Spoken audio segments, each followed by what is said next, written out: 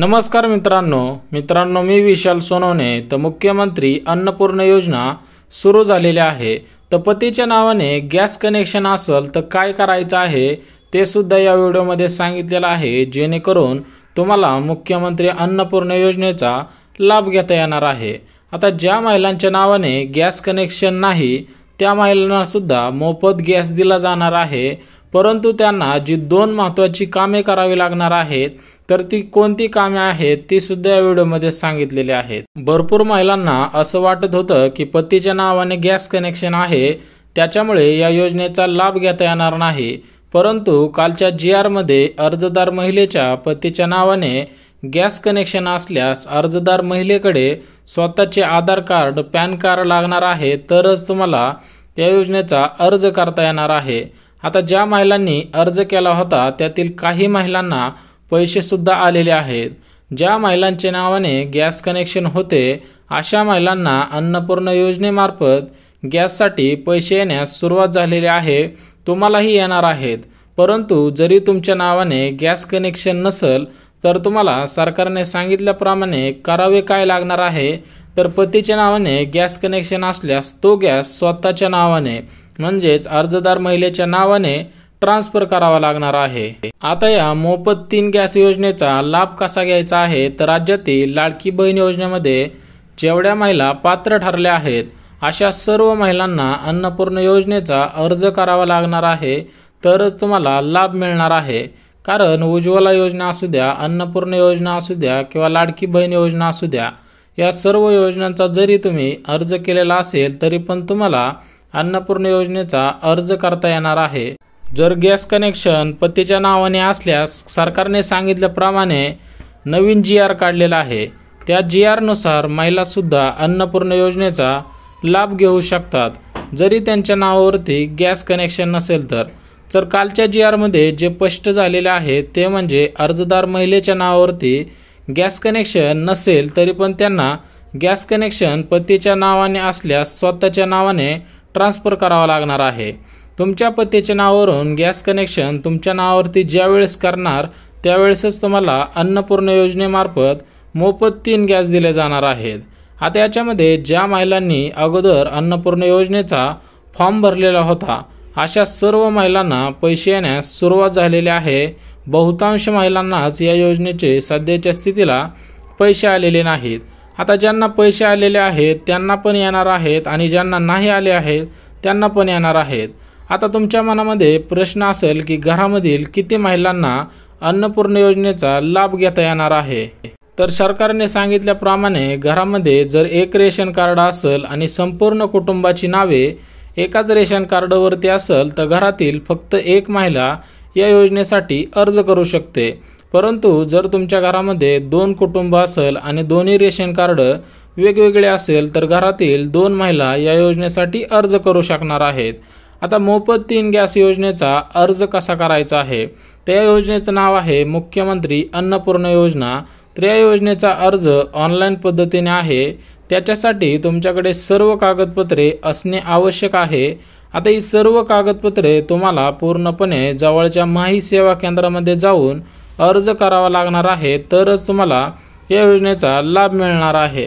काही महिलांनी लाडकी बहीण योजनेचा अर्ज केलेला होता, त्यांचे फॉर्म पात्र आहेत, पैसे आले नाहीत। जर तुम्ही लाडकी बहीण योजनेमध्ये फॉर्म भरलेला असेल आणि तुमचा फॉर्म जर पात्र असेल आणि तुम्हाला पैसे आले नसतील तरी पण तुम्हाला अन्नपूर्णा योजनेमार्फत मोफत 3 गॅसचे पैसे दिले जाणार आहेत।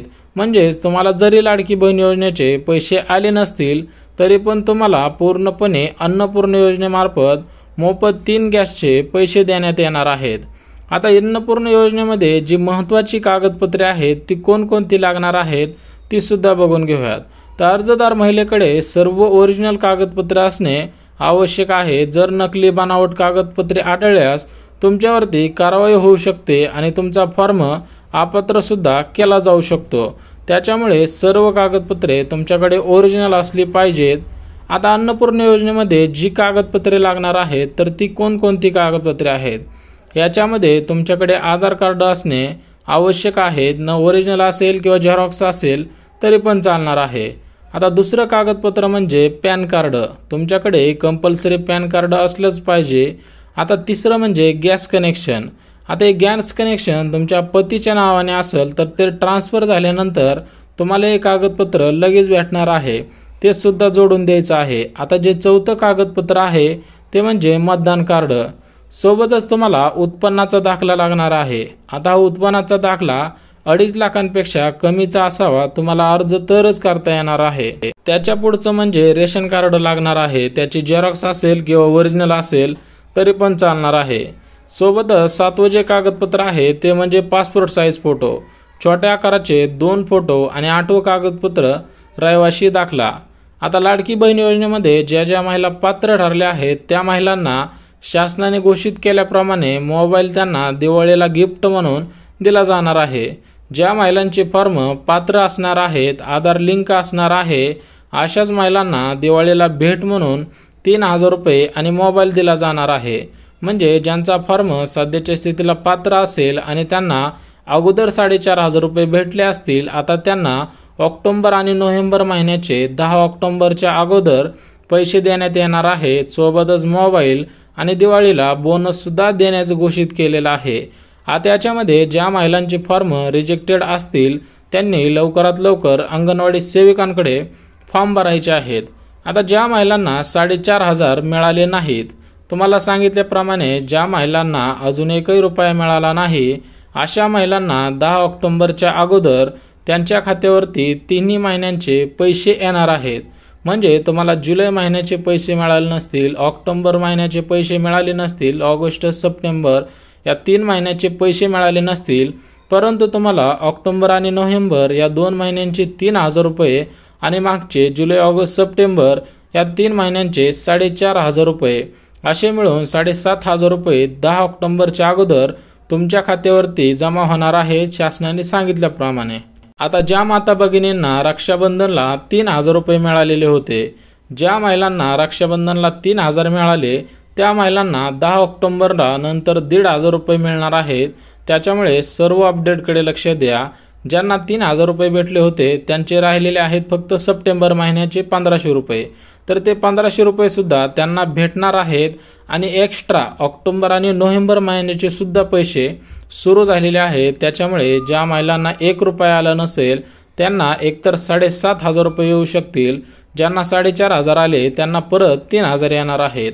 आता उदय सामंत यांनी जी माहिती दिली त्याच्यामध्ये लाडकी बहीण योजनेमध्ये पात्र ठरणाऱ्या महिलांना दिवाळीच्या मुहूर्तावरती गिफ्ट तर दिलं जाणार आहे. त्याच्यामध्ये मोबाईल आहे, सोबतच 7,500 रुपये आणि त्यांना बोनस दिला जाणार आहे. जर माहिती आवडली असेल तर नक्की चॅनलला सबस्क्राईब करा, लाईक करा आणि ज्यांना गरज आहे